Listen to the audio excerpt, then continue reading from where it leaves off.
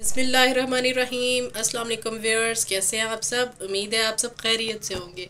तो मैं आज आपको एक चना चाट की रेसिपी बताने वाली हूँ। बहुत ज़बरदस्त रेसिपी है, आप इसको देखिएगा भी और ज़रूर ट्राई भी करिएगा। तो व्यूअर्स मैं शुरू करती हूँ। ये है आलू, 2 से 3 बड़े आलू थे जिनको मैंने बॉयल कर लिया था।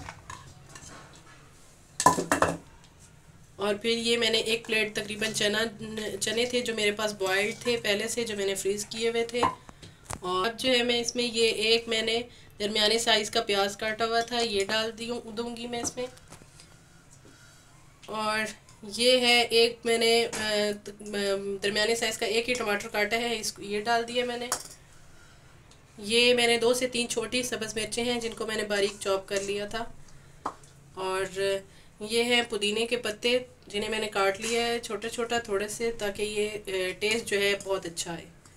ये है इमली का पल्प जो मैंने निकाल लिया है, ये डाल देती हूँ इसमें। और ये है खीरा, ये भी मैंने काट लिया था एक खीरा। तो ये डालना चाहें तो ज़रूर डालें, आपकी मर्ज़ी है। और ये है चटनी है, यानी धनिया पुदीना की चटनी है, ये मैंने बना ली थी 1 प्याली। आधा चम्मच जो है मैं इसमें डाल दूँगी नमक।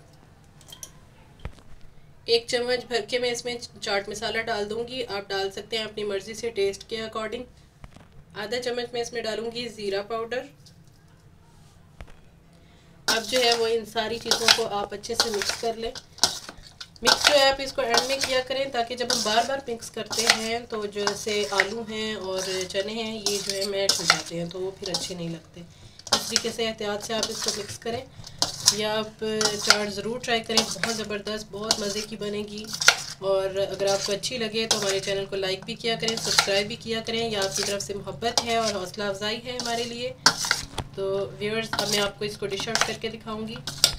तो ये देखें व्यूअर्स, मैंने इसको डिश आउट कर लिया। और अब आप इसके ऊपर ये मेरे पास बनी हुई है पापड़ी, आप ये डाल लें तो बहुत ज़बरदस्त लगेगी। ज़रूर ट्राई करिएगा आप ये रेसिपी, और हमें दुआओं में याद रखा करें।